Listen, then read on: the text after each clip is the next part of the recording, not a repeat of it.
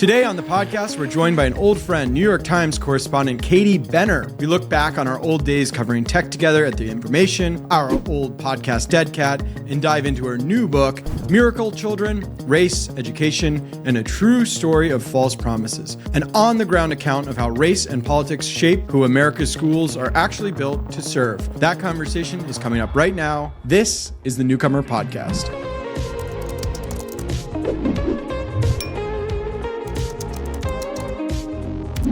I'm very excited for today's episode. It's a reunion, not even of sorts. It's a literal reunion. It's Dead Cat. This was what we did during the pandemic. Before literally everybody had a podcast, we were like, oh, we should have a podcast. Yeah. It's our friend Katie Benner. We were all working at The Information at one point. In introing her book, I want to start off with this memory that just struck me today. Thinking about this was I actually remember it was like 10 p.m., 11 p.m. on the West Coast. And I remember getting a message from Katie and I was like, man, it is really late where you are in DC. And you were like, I have a story that's coming out in like a couple of hours and I can't sleep. And it's like, I want to be awake when it goes live. And I was like, oh man, what's the story? And it turned out that story was this piece, this investigation about this charter school in Louisiana that kicked off a whole thing that ended up becoming this book that has just finally come out, 4 years later from when you wrote the article. Is that right? More, because we took 2 years. We had to hit pause for 2 years because of the pandemic and January 6th and then all of the reporting that happened after that. Yeah. So when did the article come out? So the article actually came out at the end of 2018, I believe. And then we signed on to write the book in 2019 and had just started, and we were writing follow-ups about an FBI investigation into this school, which I'll tell you more about in a minute. But, and then the pandemic happens and Erica, my writing partner, was covering education. So she had to then cover every single school in the country as they were closing down. I mean, she was hit with a wave of work that was so insane. And I thought, well, there's no way she can really dig into more follow-up stories and dig into the reporting for this book, so I thought there's probably research I can do. And then the Justice Department began to fall apart pretty quickly in that fall leading up to January 6th and all of the insanity after. So then I was also sidelined. So from 2020 through basically the 2022, we really picked up again in the summer of 22. So it's taken us about 3 years to write the book. So we're talking about Miracle Children, Race, Education, and a True Story of False Promises. And I think, so we started off with from the scoop at the New York Times to all the things in the world that intervened. But I think what's interesting reading the book, honestly, I mean, the world has sort of served the thesis of the book in dark ways, or it's like, obviously if you have this sort of like super relevant topic, which is the great lengths that people will go to get into elite education, now our society is being reshaped from the other end of sort of the uncharitably, the white supremacist effort to reclaim the elite education for homegrown Americans, as we're seeing. Anyway, so there are lots of big themes in this book, which is what I'm enjoying. But why don't you just tell sort of the core story, and then that sort of allows us to get into the big topics of the book. Sure, absolutely. So there was a small private school in Louisiana called Landry, and its shtick was that it got Black students into the most elite universities in the country, most of the Ivy Leagues, and it had this 100% college acceptance rate. As we all know, any private school that says it has a 100% college acceptance rate and they can get students into elite colleges, there are plenty of them in this world. Horace Mann, Crossroads in LA, bajillion of them in Washington, D.C. These are really sought after high schools. Right. This one seemed to be uniquely serving kids who are Black in Louisiana who didn't have the feeder school for underprivileged people in Louisiana. Exactly, but to the Ivy Leagues. And so what ended up, and there were these viral videos of students who, when they got in, the celebrations that they would have with their peers that were so filled with joy, they were extraordinary. Anyway, we got a tip that in fact the school was lying, and that the students themselves had been trading in racial stereotypes of hardship to get in. That they, while most of them were from working class families, very few of them were impoverished. They hadn't grown up with drug addicted parents. They hadn't experienced homelessness and things like that. But these were the kinds of stories that were going into their applications to try to convince predominantly white admissions offices to let them into these spaces. And that the school itself, that the founders of the school were really, really emotionally, verbally, and in some cases physically violent toward the students to kind of keep them in line. Like criminally, right? They'd been charged at one point. Well, they've been investigated, and one of the founders, Mike Landry, was charged, and then ultimately he pled guilty to lesser charges. So I mean, there was something going on there, and my colleague Erica Green and I, who was covering education at the time, I was covering the Justice Department. We decided that even though it was a small school, the ideas behind it were so big that we wanted to really better understand how this had happened. And so we wrote a story about it for the New York Times, which severely impaired the school itself, even though it didn't shut it down. And then we ended up turning it into a book. And the larger story that you're trying to tell here, beyond just this school and like the ways it treated its students, or like the ways that they kind of game the system emotionally or otherwise to get their students into school, like what was the bigger story you're trying to tell here? Well, there were a few. One was this historic kind of sweeping history of segregated education and the role that race plays in education and the role education plays in opportunity. So, we go way back in history, but when the founding fathers say education is what makes you a citizen, they really meant it, especially in a democracy. In order to vote, to understand your rights, to fight for your rights, to use the court system, education is so essential. And it's really the difference between having power and not having power in America. No matter what era you're in, what year you're in, it really doesn't matter. That has remained true for the hundreds of years America's existed. And for all his faults, Mike Landry, the guy, founds the school, makes the point, he makes a lot of compelling points, I guess, because that's how he won everybody over. But he's sort of like, the elites are willing to let, minority children in through sports, but they're not really interested in letting them in through this sort of like the permanent resource, which is, learning to sort of think and getting in through your academics. Exactly, which has historic analogs, right? Like, there was a reason why not just Black students, but many other minorities in this country, places like Harvard, places like Yale, spent so much of their history. These are schools that were founded, in Harvard's case, before America was founded.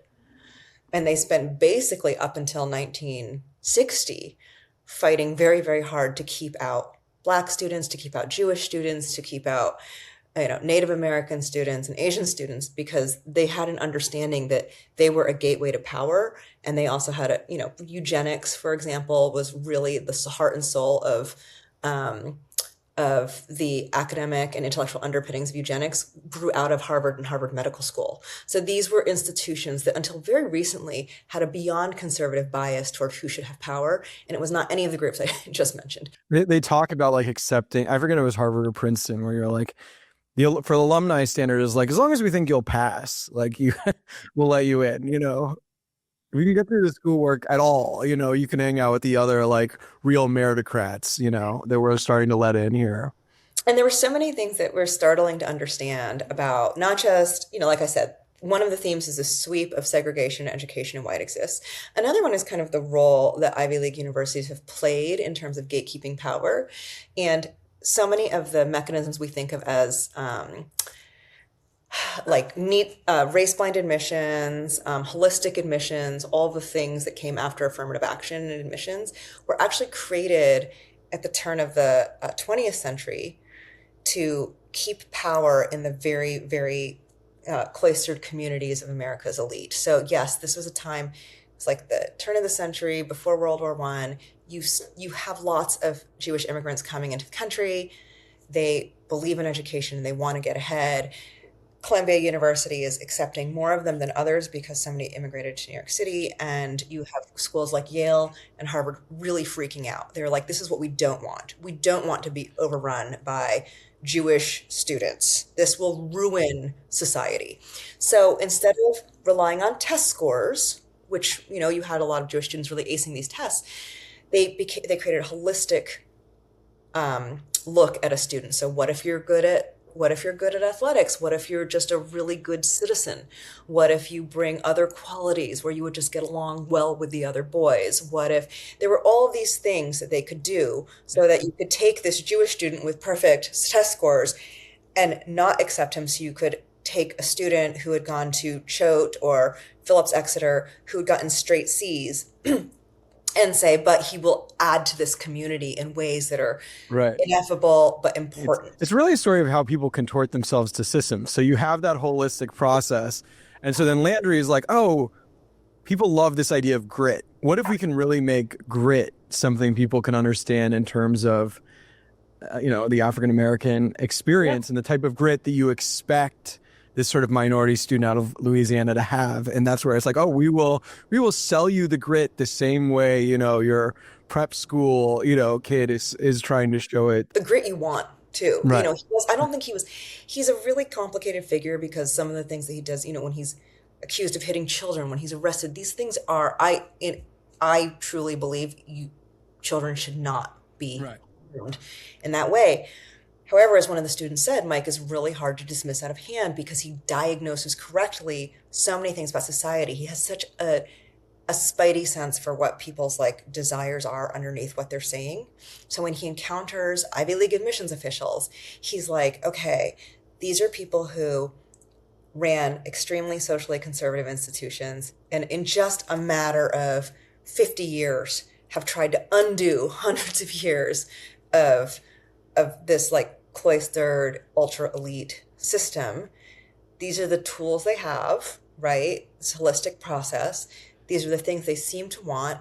It was not hard for him to figure out ways to give them those things in the students that he had applied to their schools. Yeah, I want to take a step back to talk about meritocracy or meritocrats, because this is like a tech show, right? And that's still one of the major currencies in the Valley is this belief in the meritocracy, and how that is the only real way for people of skill and intelligence and capability to rise up in the world here. What's as you were investigating or researching for this book, can you talk to me about the history of meritocracy and the role that it played with the Ivies and creating I have my opinions on it, but I'm curious what you kind of realized as you were looking into the role of meritocracy and the Ivies, because it's a 20th century phenomenon, right? Yeah, this is all the 20th century. This is all pretty recent history. There's an extraordinary New Yorker article from the early 60s, 1960s, where the writer, I'm forgetting the woman's name, she shadows the Yale admissions department.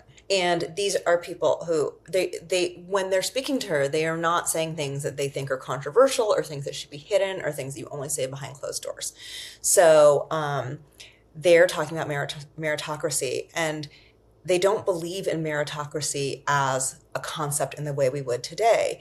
This idea that you take the people with the best grades. The quote from the head of admissions is, if we only took people who did well on test scores, we would lose all these future presidents. We would lose future heads of industry. We can't just take people because they do well on their tests. We have to take people because they have a certain kind of background. This idea of meritocracy was considered somewhat insane because they were if we take people who get in on merit, we're going to take in just a bajillion Jewish students, is basically the fear. And keep in mind, this is also when Yale, they measured it was all men, of course, all these schools were all male.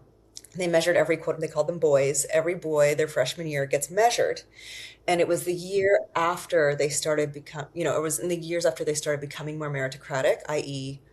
admitting students who weren't necessarily, as they called it, pale male in Yale, that the student body as the average height started to go down. And the head of admissions really bemoans this in the interview and just is so sad that the students are getting shorter because they're not big, tall, kind of waspy white guys. Because they're letting in the Jews. They're letting in the like, the not malnourished because they're well Tom fed. is Jewish. Looks flat. Yeah. He says The Jews are bringing down the height. It's like all these wasps are being particular facts. Yeah. I feel like our biographies need to be flagged. All these very different. Well, Katie's also married to a Jew, so we can. As are you. This is like a highly Jewish and Jewish inflected podcast. It's interesting. I'm like, I guess I went to Harvard in the brief meritocratic window. No. But I say all this only to explain that meritocracy has gone through a lot of iterations. No, I can dig it. Well, wait, what do you? I mean, to get to a core question of the day, it feels like people are mourning sort of the noblesse oblige. It's sort of like people in some ways.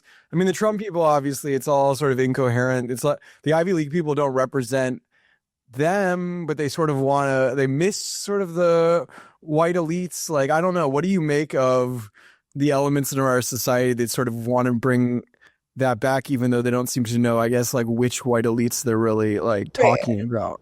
There are a lot of people who now like fall under the umbrella of whiteness. So we're seeing that fight play out on the far right. It's like, are Jewish people white? There's some people who say yes, some people who say no. Does this include Catholics? Like, there's the idea of whiteness is really contested right now. But you're right. There is this belief that if we only go back to this past where we could better predict who would run things and whose ideas would win, and we had a less contested world, things would be better. And so, yes, we rejected meritocracy when it created more diversity. When we got more diversity, then we embraced meritocracy again because we figured it would end diversity. So it's like we hated meritocracy when we thought it would, end elitism. And then we embraced meritocracy when we wanted to end diversity. So the idea of meritocracy is a useful tool that you can bend to almost any ideology. Right. And it's like very woven into, you cover DC, like the culture there is very much like influenced by meritocracy. And you have presidents like Clinton and Obama who were not of the manner born, but are kind of prime examples of meritocratic achievement. And they sort of get plucked from their, Obama goes to Columbia and Harvard Law School and feels very of those institutions. I mean, he's an outsider when he comes in, but by the time I'm, going to those, feels like he's like typifies sort of what the Ivy League is, which is, I don't know. Right. And it ends up upholding the system too, right? I mean, part of the theory behind meritocracy is that you can pluck these people from their, economic obscurity and then train them to be able to support the system that otherwise keeps their brothers and sisters and family down, but they can kind of like be existing within this system and propagate it or prop it up. Is that your true belief? Give us a non-arch version. What is your actual view? Oh, I 100% believe that. Yeah. Do you not think that's the case? That's like a huge component of meritocracy is to sort of take certain people that it takes the best out of their communities. I mean, I think it reduces revolution. It reduces radicalism. Like people that otherwise would be angry about their lot in life. A release valve. Yeah. It's steam control. It's like you have this restive population of an underclass, racial or economic. And if you just pick enough of them out of it and put them in these institutions that have for hundreds of years been like keeping the system in its current place, it kind of keeps things a little bit more stable. I mean, I don't think that's a very controversial way of thinking about things. No, I was going to say there's a lot of scholars out there, including Amani Perry she was at Princeton, but now I think she is at Harvard too. Who talk about this in terms of American exceptionalism and then racial exceptionalism, that there is a release valve element. You need some people to succeed. In the world where no one succeeds, then you right. You could diagnose part of our problem as like the bourgeoisie, they need to be able to strive and hit sort of their class ambitions. Mm-hmm. But in some ways, the Trump thing is like by letting in, new people into the striver class, you're denying the existing striver class or meritocratic class, or however we're euphemistically calling this. Like, you're denying them spots. And so it creates resentment from the Stephen Millers of the world that it's like, I should have been treated as, I'm a genius instead of like laughed at. I'm not capturing it totally, but yeah, I get that you need to deliver like elites in a society, their elite function. And if you don't, they get really resentful and they say, I should be an elite. And like, this society isn't doing it.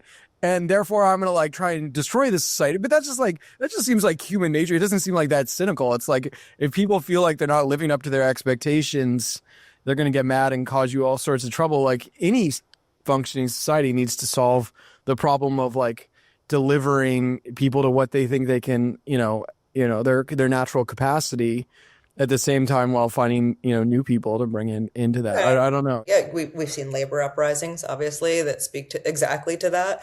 We've seen, you saw the general strike happen on college campuses across the country after Kent State, not only protesting the Vietnam War, but being like, we deserve. If enough people feel they deserve better, they will rise up.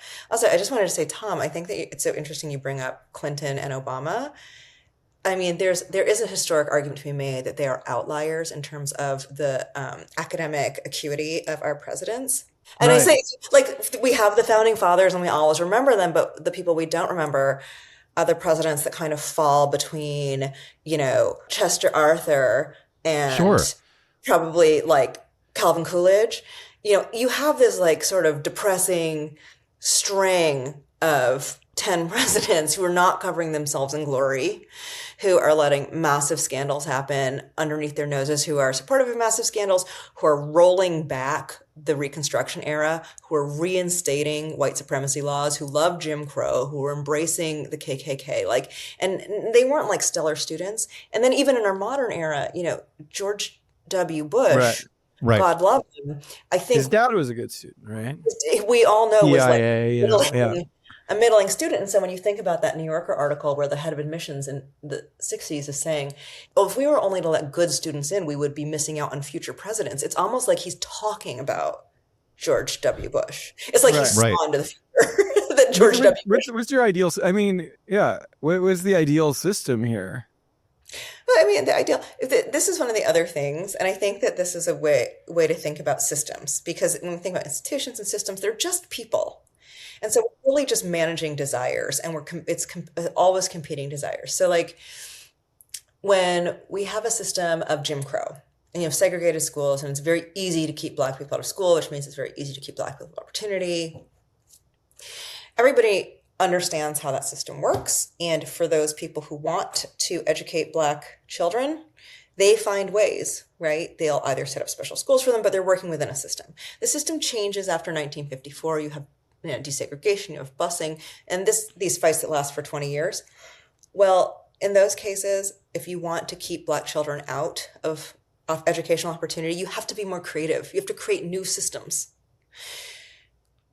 Okay, that era passes, and then you have a more egalitarian world in some ways, and the Reagan era comes and kind of like undercuts all of the funding for these systems. You see what I'm saying? It's like, it's not so much as what's the ideal system. I think it's more like saying, what is the outcome that we want? What do we think is the outcome we want? Some people will say, especially today in 2026, there are people who will say, we think that white people should be on top, and we want our systems writ large to advance that agenda. That would include education. Some people would disagree with that.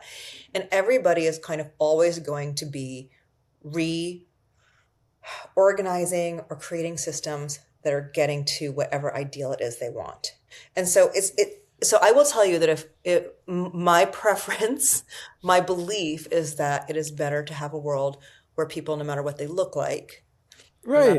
Exactly. It's pro-meritocracy. I'm just saying Tom seems anti-meritocracy, right? Katie, you're pro-meritocracy as an aspiration. I get that these things are wielded, that race outcomes and white supremacy loom large behind the scenes. Whatever system you create, believe me when I say, will be undermined by people who don't want that.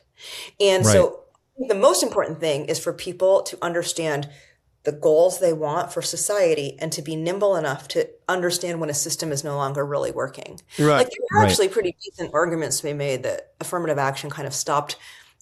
If what your goal with affirmative action was in the 60s and 70s was to create better outcomes writ large for Black Americans, I think there's an argument to be made that those outcomes stagnate in the 90s. I didn't believe that until Trump era, and then you're like, wow, there's a lot of racial resentment that we're fostering with this. And so it's like, well, would it have been, when you read the argument for why affirmative action struck down, I do not agree with those arguments.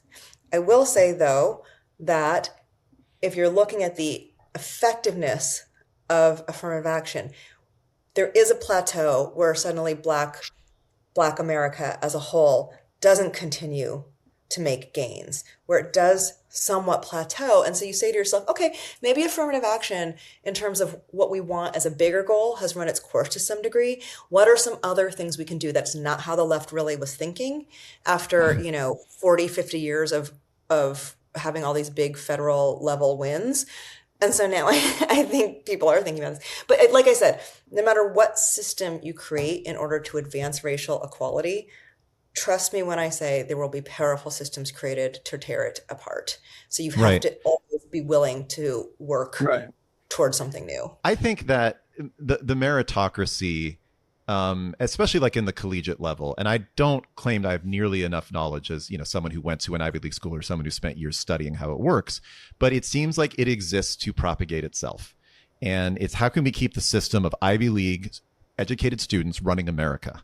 And there are just various ways in which you can kind of rejigger the system in order to make sure it has the right admixture of races and education and wealth to be able to keep it going. Whether that's the best way to run America, that no matter what, we know that the Ivy Leagues need to be running things. So how can we make sure that they're successful doesn't seem like it's always going to benefit a large number of people. And so you have like these situations like Obama and Clinton, who I'll be very generous about them and say they nominally care about poor people and thinking about how they grew up and how they can enact. I'm being incredibly generous about it. And then you have someone like J.D. Vance, who is also an example of the meritocracy, right? Super relative, poor, like hardship, gets accepted by Yale and basically turns his back on that entire world that he came from and exists as a member of the system. And that's the meritocracy working very effectively in some respects. And a system that can produce a J.D. Vance and an Obama seems inherently flawed to me. If it's about actually, people. I mean, I guess they are successful. Schools are not designed to make everybody alike. That's the thing. I mean, I understand that the right and sometimes the left accuses education of like brainwashing people and making them all the same. Ultimately, like we are all individuals with different subjectivity. And so, yeah, of course, like. The student body at any school to me defines itself far more than the faculty and administrators are able to actually cajole those students. So it's like the assembling of the students to me is the main thing that they are able to do. And then the students mix it up. I mean, I agree with you, Tom, that there's like banks and financial firms that like do very, want to recruit sort of Ivy League students and sort of maintaining class. But in some ways, I think they're seen as like the holdover of, the sort of presidents going to Harvard and Yale and everything era. I mean, if you like at Newcomer, right? Like just look at like nobody working for Newcomer right now, I think went to an Ivy League school. I like recruited somebody. Just the guy who started it. Yeah. Just the guy who started it. But it's and I have a network from it, but like it's people I know, you know what I mean? It's just like, I think Harvard excels at being like a network of people who all stay in the mix, like want to do stuff. It's like I'd network with people from my high school if they were in the mix. Like they're not, you know what I mean? It's just sort of like the thing about going to Harvard is just like there's so many people who are just like hustling. They're trying to be at the top of their career. Like, and then it's a self-reinforcing network because the best way to hire somebody is to sort of have the real dope from somebody. It's like you want somebody to say like, oh, like, is this person like a good worker? What's their deal? Like, if you know what they're about. So them being in your network is super valuable to vetting. Like, it's not a conspiracy. It's like how human beings work, I have this theory, my Anna Delvey theory of the elite. Like the elites are like the easiest to fool. Like they're the easiest people in the world to fool because all you have to do is walk in with somebody who's already a member. and then you're accepted. And trust me when I say that's not how it works in like the blue collar part of the country where I grew up. You can walk into a party with somebody, but they're still going to want to ask you a lot of questions to Right. figure out who you are, why you should be there, why they shouldn't kick you out, why they should trust you. Like there's a lot. Whereas it's like if you walk in on the arm of the right person, and it's the, you know, Anna Delvey, you're just accepted with far fewer questions. Well, And so in some ways, Yeah. it's the breakdown of the elite, or it's like that the elite isn't so rooted, and that it's like any one rich person could make you fantastically wealthy. That you're like, whatever, I'll gamble a little bit, you know, be positive sum here. And so like because Harvard, Yale, to some, you know, MIT, Stanford are such powerful signifiers, people are like, well, if you have that signifier, that they ascribe so much meaning to it, that if you are a con artist, it takes a real long time to figure it out. Right. But it's so interwoven into like institutions beyond just like, okay, you work at the New York Times. Like that is a newsroom that is full of Ivy Leaguers. Right. Yeah, definitely. It is just, It's that crazy. newsroom is overflowing with Ivy Leaguers. It's crazy. It's totally I'm not one crazy.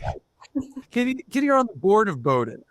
But you know, that's what's so interesting. And like back to your book, like Tom's the only one. He's got the real like not top UC chip on his shoulder here, you know. I have no chip though.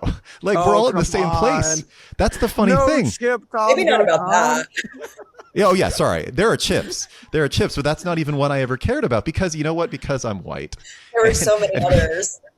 Yeah, because Oh I'm my white and I was God. upper middle class and I knew things, and I'm Jewish, so I knew things were going to be fine. They were going to be fine. Right. And But- handsome. He always leaves that off the list, I feel like. Yeah, Well- this is a thing about Tom because everybody talks about how handsome he is, and I'm like, well, it's funny. He carries himself as somebody who is not, which I Right. think is both like very disarming and interesting for people, but also exceedingly weird at some point. Like it's one thing for it to be a charming tick, but it's another thing when it just feels like dysmorphia, like face Right. dysmorphia. Yeah, exactly. We're really getting into it now. This conversation has taken a horrible turn. We're working on Tom's dating profile right is- now. This is I can't endorse the progression of this conversation. Katie, you're so well. Actually, no. Let's go. The students that you were writing about here, they, I'm assuming, saw this elite system, and it was why like the promise of TM Landry was so incredible to them, because if you're on the outside, everything looks like an amazing opportunity. And if this school was just getting these students into LSU, which is a decent enough school, Great it would have school, seemed yeah. like a failure to a lot of them. The interesting thing, and I think that this is like a moment where you have to think about like, what does life look like through a white middle class lens? So for the earliest students of TM Landry, Mike was getting them into places like University of Louisiana, some HBCUs, and these were schools that, can I tell you, these kids were thrilled to go to. Right. But it's interesting the reception he gets when he gets a student into an Ivy League school, the amount of interest he gets from outside of his community, the amount of interest he gets from parents who, unlike early students, actually know more about college and know more about the ways that elite colleges open doors. That is a money-making opportunity that Mike really, really takes advantage of.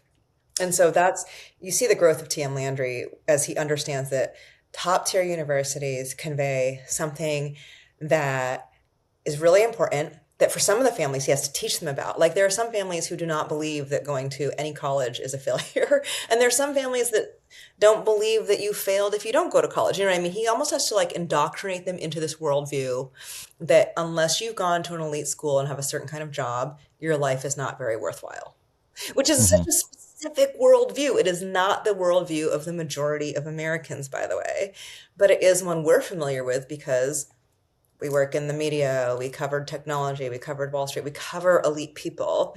I think a core problem with society, like, is just, my grandmother, like, idealized, like, the local judge in York County, Pennsylvania. It's like, that was, like, if I think about who she was building up to me as sort of like the great man that I should aspire to be, it was like sort of a community figure, someone, wise and respectful, like, locally.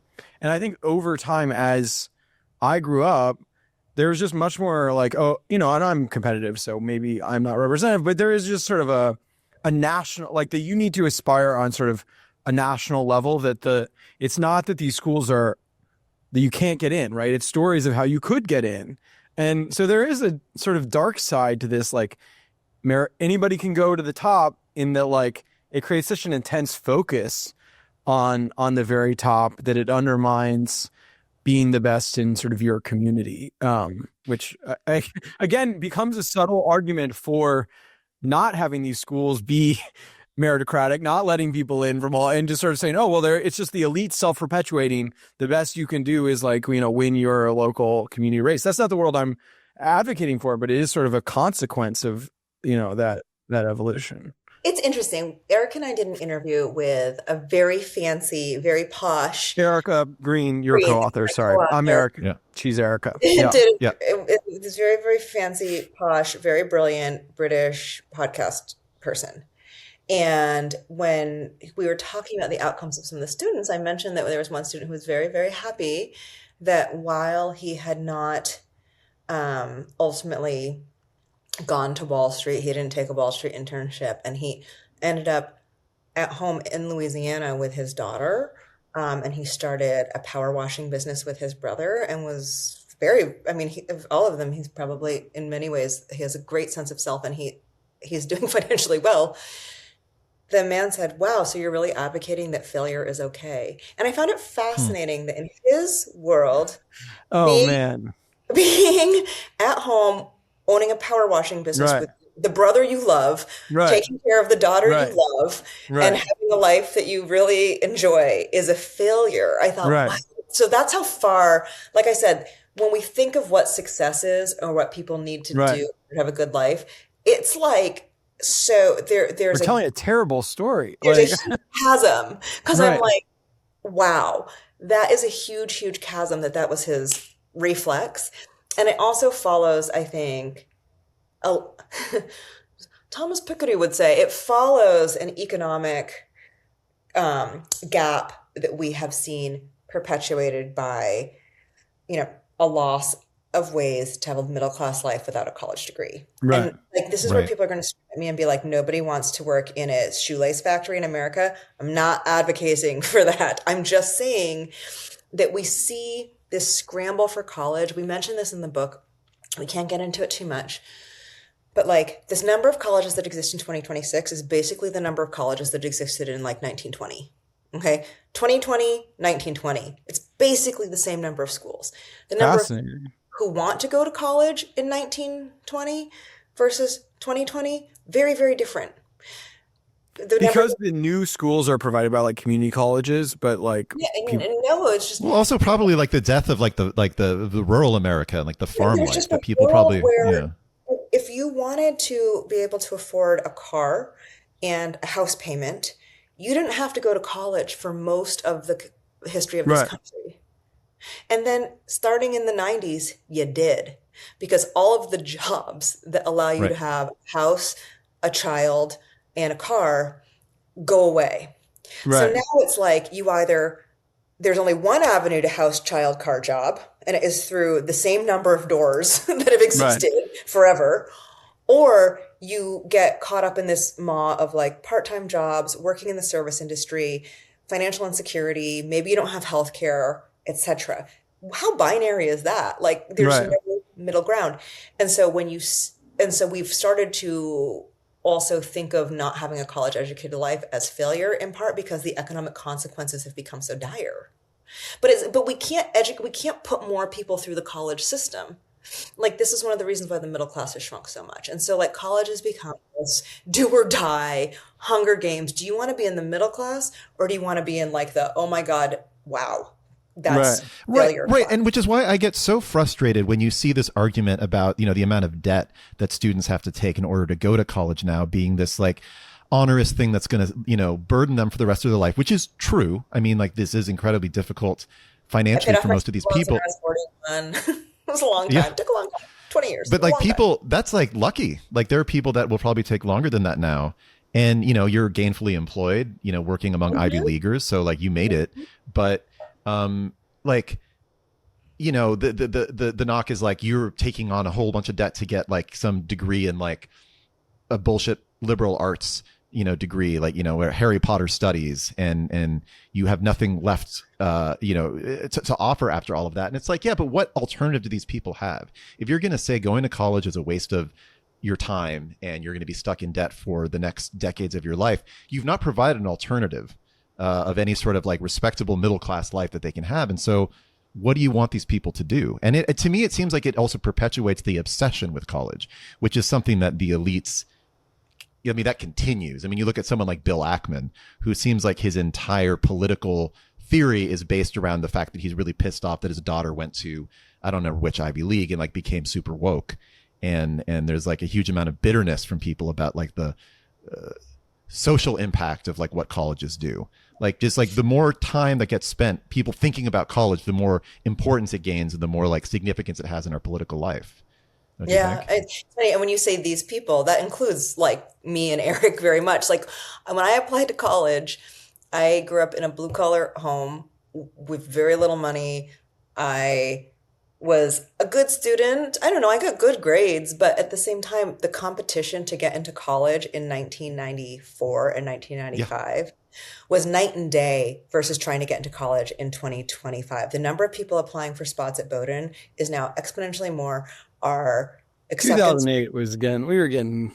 it was starting to really heat up when Eric was applying, which is what this is also Eric's way of saying he's much smarter than I am. No, I'm not smarter. I just did every extracurricular you could do in Macon, Georgia. I was the head of the Obama campaign for high school students in Macon, Georgia. Yeah, I could go. It's becoming a much harder go. You know, the idea of an elite school having a double-digit acceptance rate, which happened all the time in the 90s. Very, very good schools had double-digit acceptance rates. Part of the reason is because, especially through, you know, it was waning in the 80s and 90s, but there had been a world where you didn't have to go to college to have a middle class life.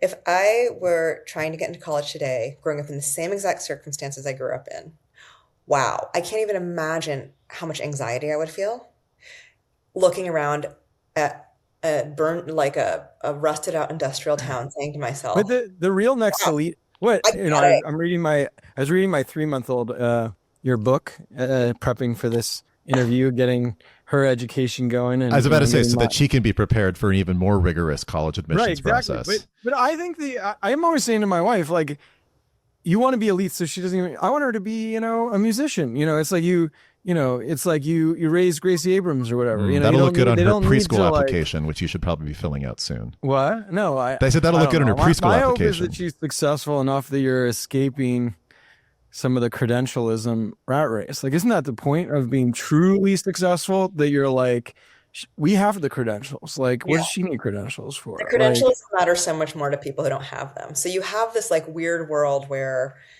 for folks like the kids in this book and for people all over the country, they're like, I just need that credential and that will give me security. And then there's a swath of people who are like, I already have them, but still want it for other reasons, right? That aren't survival, but that have a lot of social capital, and they're and then that's when you get varsity blues. Right. Everyone using what it is they have, what they have. Varsity blues is paying people to get them on fake teams to get recruited. There's people in my life that I wonder if they were varsity blue. I mean, I know when people are really upset about affirmative action, and I'm like, okay, fine. But there is a way in which other forms of admissions processes, looking at you, legacy admissions, sometimes athletics, really, really does save spots for students who might not have hit that meritocratic bar. Right. They fell in between the gap, right? It's like they're still, you know, related to rich people, but they didn't have the exact legacy that would have allowed them to get into this school. And so they don't have like the grit story to tell, but they also don't have the legacy thing. And so they're weirdly in the middle, and suddenly they apply to USC as like a kicker or something like that. Play this forward. Like, okay, for the golf team. If JD Vance becomes president and like succeeds, I mean, the funny thing about the conservatives is like, they don't know how to, they talk about building, but they don't know how to build any institutions, right? It's like University of Austin. University of Austin. Yeah, exactly. Like let's see. But so it's like, are they able to reform the elite institutions in America? And then if a Democrat wins, like, do we just go back to Obama era sort of aspirational meritocracy, or how do you see this playing out depending on, a few thousand American voters and how they swing, and therefore how we set the cultural and political power of, the next 10 years? And I want to add on to Eric's question, like, how does like the war that the Trump administration has waged on institutions, elite institutions during, his term, like, how has that affected all of this as well? I think the first question is really interesting because the impact it's had. I understand there were free speech on campus issues before Trump became president in 2016, even that there were people who were very worried about a groupthink around progressive ideas. And, I was just reading Jill Lepore's book. She's a professor at Harvard, and she was like, you would be lying if you said that there wasn't a lot of social critique around people who did not hold specific sets of liberal ideas. And the Crimson, I like followed the Crimson over the years, and there was definitely a period where it was like terrifyingly like boring and sort of, woke, and like, but I just felt like an out of touch alum. Like, I guess like, oh, the times change, and but then, but none of the kids were being listen up, your coverage gets much better, and it feels like, oh, this is the Vyram place sort of I remember. So but there was that period. The Trump administration has brought to bear over how you're allowed to think in higher ed is that they will put you in jail. Right, exactly. Instead of just letting the woke period play out, which it would have burned off on its own. It was burning off on its own, but now it's like, we will arrest you, and we might prosecute you, and we're going to use the Title VI process, Title IX, Title III, all the titles to bring investigations to bear, resource draining investigations, and we'll cut off your federal funding if you stray from a certain set of ideals. So I think that the degree to which we're seeing ideas in the academy flow or not flow has certainly, the Trump administration has a big impact.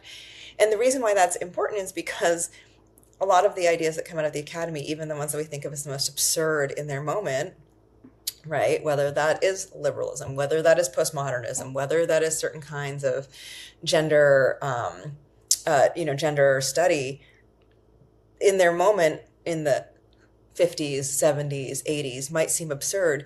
They become really important underpinnings for how we think as a society, whether we want them to or not. They always do flow. It's like Tom in The Devil Wears Prada. Like, I knew you were going there. I knew you were going there. Yep. It's the like ugly ass sweater that you're wearing was like a decision that was made by Vogue. Brilliant. Okay, thank you. I was like, which color was it? I was so we do not want this for our universities because it is such a compass for where we're going to go. And we have seen historically that you can roll back progressive ideas much faster than people expected. And again, the Reconstruction period, which is understudied, I think, in American history, you have huge gains made for Black people after slavery is abolished and after the Civil War. You have many, many Black people elected to federal office, to Congress.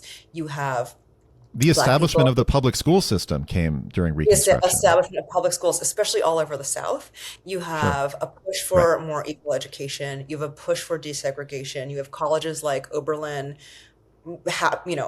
accepting Black students. They're one of the earliest. They're all sorts of things that are flourishing in the wake of the Civil War, right? Which was in like the late 1860s. And then you have this sort of like golden couple decades.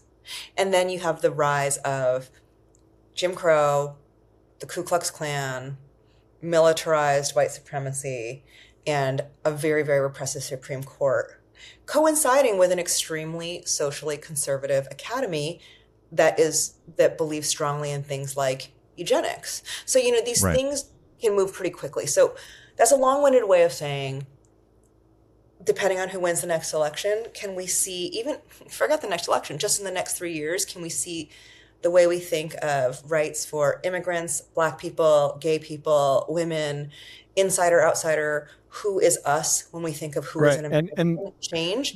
Absolutely. That doesn't even include the fact that I think, and people used to think, that America should be the global meritocratic elite, not the American meritocratic elite. And that we're denying, perhaps most importantly, like every talented person all over the globe, the ability to come to America and, make great things here. I mean, what was that, Forward US or whatever? Like, Mark Zuckerberg once had a pro-immigration nonprofit I know. dedicated. Right. to Well, we'll see how the midterms go. It could come back, or at least the next election.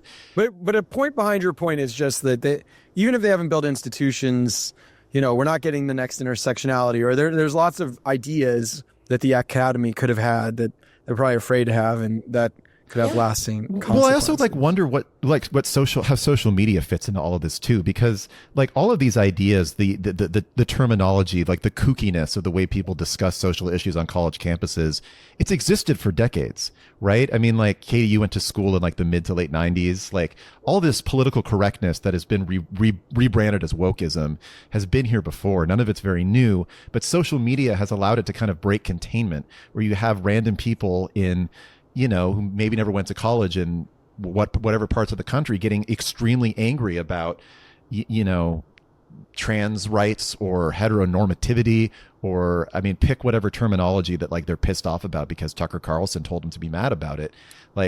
I think the fact that it can kind of exist in this very accessible information system has kind of allowed the debates that happen on college campuses to become things that people get super fucking mad about, at because home. they're taken so out of context, right? So a fierce debate over the way that commerce and feminism work in, a book like Pamela or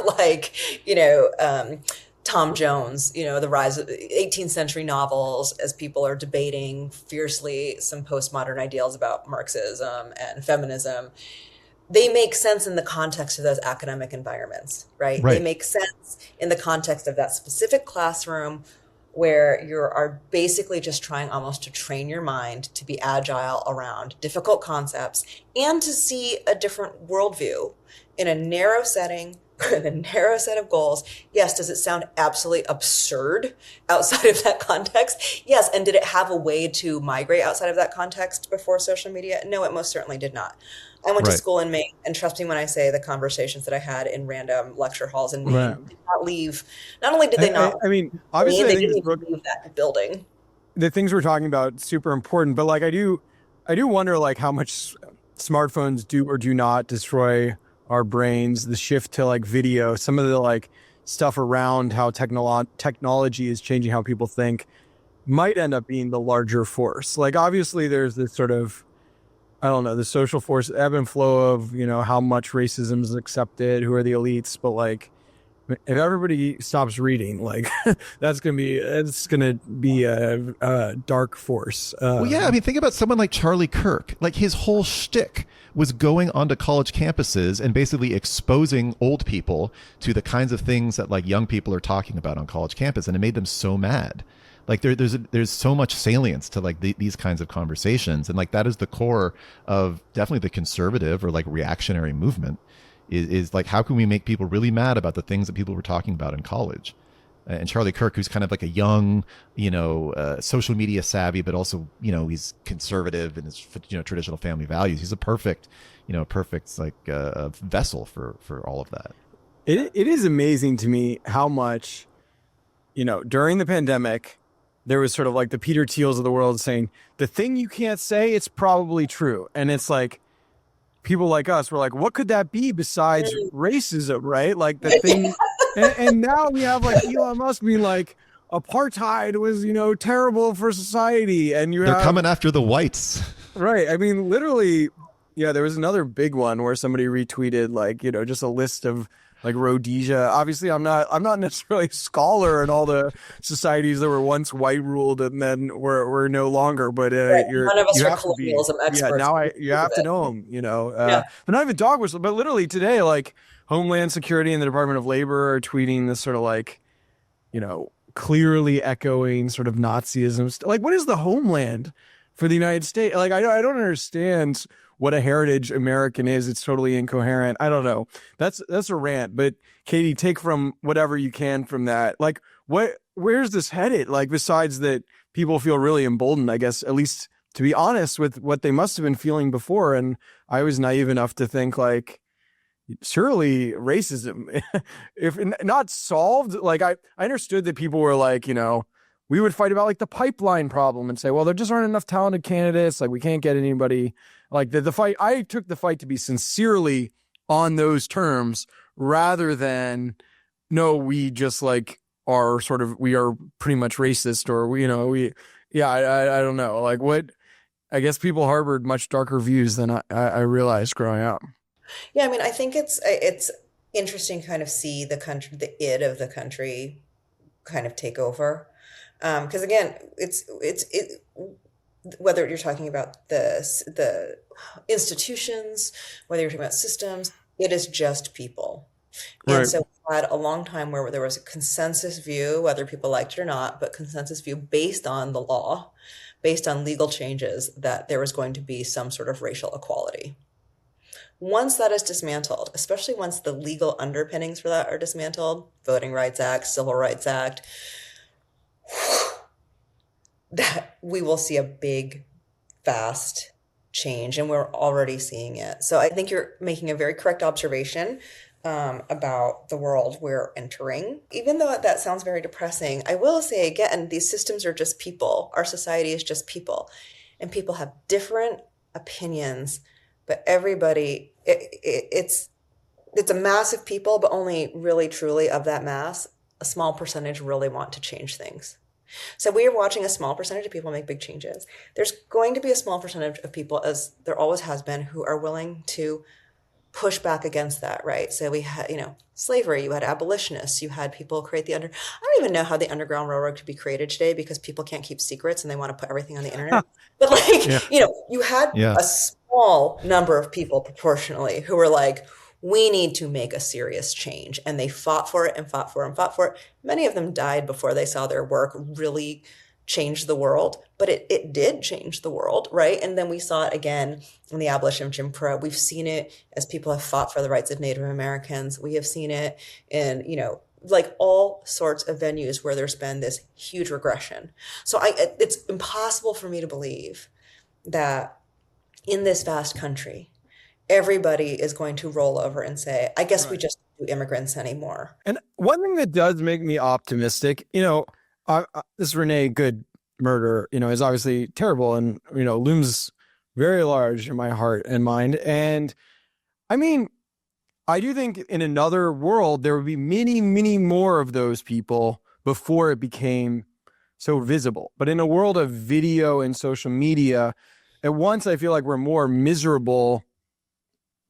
We're made miserable because we're forced to face reality of terrible situations. But I think one thing that gives me hope is that at least that, it takes one. I mean, and obviously there are other people who've been killed by ICE, but it doesn't take as many of these horrific things for them to reach mass visibility in the way that, obviously during segregation, as you talk about in Miracle Children, like, you needed freedom riders and you needed all this concerted effort to really build, like, make these things visible. Whereas right now, I guess everybody's a social media influencer. So there's almost like an effort. Anything horrible is being surfaced to our society. And I think that honestly, it makes for depressing living, but I do wonder if it will protect us more than it hurts us. Yeah, I mean, if somebody had told me pre-social media that that Gaza would become a cause that young people all over mainstream the world cause in the United States would care about. The Palestinian rights movement has been around robustly since the 70s. Like there have been and protests on college campuses specifically. Like it was a product very much of undergrads mostly, kind of like absolutely talking about UCLA, it. like University of San Francisco, Berkeley, and yet what mainstreamed it was probably, to Eric's point, watching videos of children burning to death, starving people being shot at as they try to get food. Like those are very, very searing images. Yeah. Can we maybe like close this in talking about Silicon Valley again a bit? Because you spent, how many years were you covering tech when you were in San Francisco? It was like 4 years? It was 5, I think. Five maybe. No, 5. 4. And then you got the fuck out of Dodge. You were like done with San Francisco. You were like, I'm out. I'm gone. My formative tech, the early days, Katie and I worked across from each other at The Information. Then she went to Bloomberg View. I was at Bloomberg. Tom joined us at The Information. So we all covered tech together. You'd been at Fortune writing about business generally before that. It wasn't as pure tech, right? Before you. No, it was more Wall Street. Right. Yeah, it was like finance, I thought. Yeah. Then you covered Apple for the New York Times. And you covered the Justice Department. So now that you know that, listener, like you can go back and, the legal dismantling play was the New York Times Justice Department reporter was worried about this. But anyway. What do you think about like where Silicon Valley sits in the kind of college conversation? And Eric mentioned Peter Thiel earlier. Obviously, the thing that made him famous for a bit was encouraging people to drop out of college. And there, at a surface level, is this like anti-college mentality here that like the time that you spend in a university reduces your creativity and your ability to create the kind of startups that would actually disrupt the world. I've made my point clear, and I think you guys would probably agree that like the elite institutions run most of Silicon Valley. There is not truly a huge amount of disruption in that system around here. But yeah, I mean, looking at someone who's been in DC, which is the ultimate, lanyard elite, part of the country, like what do you sort of see looking at this industry now and like the way it's dealing with college and all of these issues? It's interesting. I've always wondered when Peter Thiel said that, how much of the reason he said that was because he hated the direction that higher ed had taken in terms of social issues. He was famously one of the co-founders of Stanford's more conservative publication. He felt like The Review. college was falling prey to wokeism before that term was popular. And so, yes, when he was telling people not to bother with college, it was certainly because he was like, you have a lot of energy and creativity and you can work for 20 hours a day when you're 19. But also there was something about college that I think he had always been uncomfortable with. And now that there's this bigger crackdown happening, I do wonder if he would still see college as not valuable, or if he would change his mind on that. I mean, he's still doing the Thiel Fellows. I don't know. I don't think he's about to become pro-college. Fair. But would he be more likely to hire a student who'd gone to Yale now, maybe? Right. I don't know. Like if he thinks that kid hadn't, been talking about trans rights. I don't know. Tech has changed so much in terms of how DC sees it. Under the Obama administration, it was seen as this force for good. After the 2016 election, it was seen as they all went and worked. All the Obama people went and worked at it's like Flax for tech companies. Yes. But what's interesting now is that there's almost like a very unvarnished view of the technology industry under this administration, which is a very transactional administration. Now the tech industry is seen as a source of funds, capital, power for the administration. So for the industry, and we've seen which executives pay for the East Wing expansion, pay for. Yeah, it's like now it's no longer like, are you good or are you evil? It's, do you financially help this group of people? Right. Literally what Mark Zuckerberg, Facebook just appointed a new president who is the wife of Republican. It's Dina Powell. She's like a total creature of DC. Yeah. Yes, she is. She was like, was it Dick Armey? I forget which congressman she was like one of his admins. I mean, she's been there forever. And the conservatives would say what? Sheryl Sandberg, very cozy with the Democrats. It's like, it's one thing for the other, And one of the differences, though, is that while the Democrats or Republicans before them may have sought the power, money, and influence of an industry, they tried not to talk about it so openly. Now we have a situation. We had class. They did it the old school way. I actually don't know if this is better or worse. I won't say that. It's definitely worse because it's just like, it accelerates it. Matt Iglesias had something somebody sent me, which is just like, I haven't actually pulled up. This seems to me like a pretty profound difference from contemporary society. These days, I feel like the general vibe, even perhaps especially in elite circles, is that the worst thing you can be is a sucker. You don't want to break the law or directly steal from or physically injure other people, but you are seen as holding some kind of obligation to yourself and your family to exploit every angle available. Not just because you want to gratify yourself, but because everyone is doing it. And I do, as a member of the elite, I think that is one of the most corrosive things happening right now. I think most elites still scoff at the classless law breaking of the Trump people, but I do think there's this pressure of like, man, get yours, like, because it's sort of like, it's like, I don't know, crypto had part of it, just who's winning, in Silicon Valley, like it's a crazy, you don't want to be a sucker is, and I think that's going to be a corrosive force to the elites. And I think as somebody with a microphone, I want to hold against that. I'm not encouraging our listeners to have that view, and I'm not going to embrace that view. And, I think there is the moral capacity to resist the view, but it's definitely one that looms large. And I think I said on one of our team calls that I feel like the nihilism of 2025 made life so hard as a reporter. It's like if your job is to call balls and strikes and view some meaning some of the time, it's like if everyone's nihilistic, like it's a dark world to write and opine. But I do think, honestly, in some ways, the Trump administration becoming so horrifying is a return to morality, because you're like, oh no, I believe in things, like this is terrible, like, and then once you're activating sort of that moral like alarm bell, I think it's easier to be like, oh, I'm operating on other things than just like winning some game. So I don't know, my hope is the horribleness of 2026 awakens people to some degree. It doesn't allow for this sort of slippage into just, you don't want to be a sucker, you need to get yours and graft everything. Which I guess sort of brings you back to your book, right? I mean, that's the ultimate graft, right? It's someone who recognized the system as it was, exploited it to benefit, obviously himself, but he was maybe arguing the people that went to his school, obviously was abusive in the way he did it, but it's sort of like a proto-Trumpian or Trump-era mentality of like, there is a real problem in the way the system works, but I can get mine by engineering his hero something. is Denzel Washington in Training Day. I will do anything you want me to do. Man. Oh, I haven't gotten to that part. I'm, not that far, but I'm excited to get to that line. I'm fascinating. In what way he like gives us a speech? What's he expound on that? He just there are people, the people he heroizes, and he loves The Art of War. He loves. But The Art of War isn't. I feel like the people who love The Art of War didn't read The Art of War. The actual Art of War is.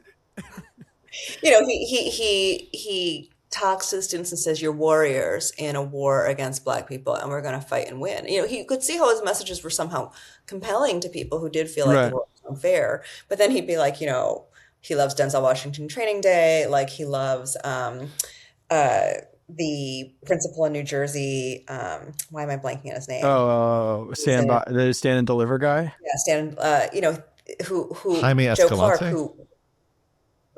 Joe Clark, who would walk around with a baseball bat. Joe Clark did not Stand and Gotcha. Deliver. Not the Am I inspired mixing math teacher played by Lean on Me. Lean on Me. James Olmos. Oh, sorry. Yeah. Okay. Yeah, so it's like Yeah. he heroizes like the principal who walked around the halls of his high school with a baseball bat, kicking students out. So like he has a very specific vision of power. You know what I love about these people is they never fucking finish the story. It's just like Denzel Washington. Yeah, Denzel Washington's character dies in Training Day. Alfonso Harris is dead.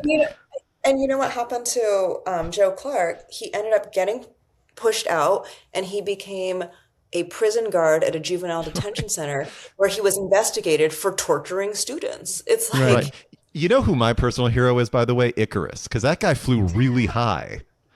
That guy was so good at flying high, and I'm just like, that's me. I want to fly high too. Don't tell me what happens, but he's cool.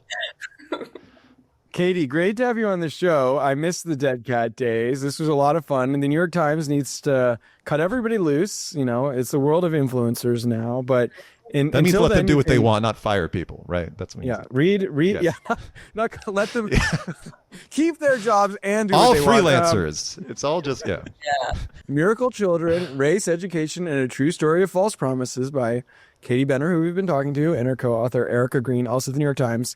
Wonderful book.